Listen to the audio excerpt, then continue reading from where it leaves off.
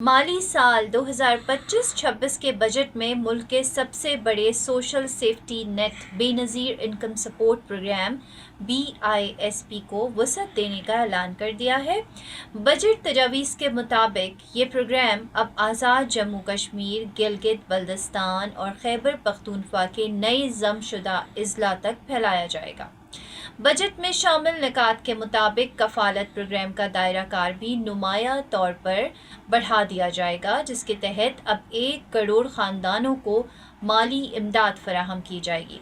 हुकूमत ने इस इक़दाम के लिए ग्रांट्स की मदद में 1928 अरब रुपए मुख्तस किए हैं, जो मुल्क के इकनॉमिक बेहतरी के लिए एक अहम कदम करार दिया जा रहा है।